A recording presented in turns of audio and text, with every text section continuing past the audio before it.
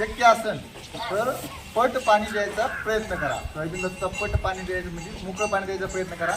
जर जास्त पाऊस पडला किंवा आपण मोकळं पाणी जर दिलं तर तिला हवा भेटणार नाही. यावेळी 50-60-70% ती तिथेच मरून जाईल. पाणी द्यायचा प्रयत्न करा.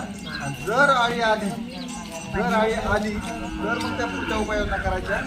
आता त्या उपाययोजना तुम्ही काय करण्यात काय अर्थ नाही, कारण ते 13 किलो दाणेदार कीटकनाशक आणा, पूर्ण शेतात टाका, वरून स्प्रिंकलरला पाणी द्या, या गोष्टी पर्यायी. ठीक आहे. आता मी डायरेक्ट तुमच्या सोबत जे बोललो आहे ते डायरेक्ट कीटकनाशकांची फवारणी करण्यासाठी सल्ला दिलेला आहे. परंतु त्यासाठी आपल्याला अगोदरपासून उपाययोजना करायच्या असतात. जसं येलो स्टिकी ट्रॅप तुम्ही नाव ऐकलं असेल, पिवळे चिकट सापळे नाव ऐकलं आहे.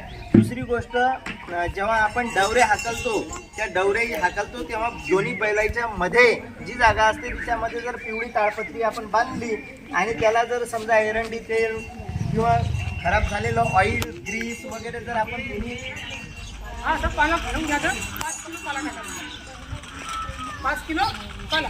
आणि मग सर्व प्रकारचा जो पाला आहे. आता असं काही नियम नाही, जरी एखादा पाला नाही मिळाला आपल्याला 11-12 भेटले तरी सफिशियंट आहे. मी जेवढे सांगलो काहून तर एखादा पर्याय नाही भेटला बा, नको भेटो, 10-11 भेटले तरी होते. एवढे आपल्याला 10-11 पाले उपलब्ध आहे आमच्याकडे आपल्या गावामध्ये.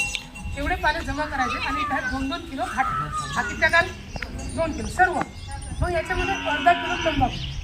चिमूरच्या बाजारात जायचं, तिथे तंबाखू करा, त्याच्याकडे एवढा मोठा असा लंबा तंबाखू, पानवाला गुंडाळी मारून राहायचा.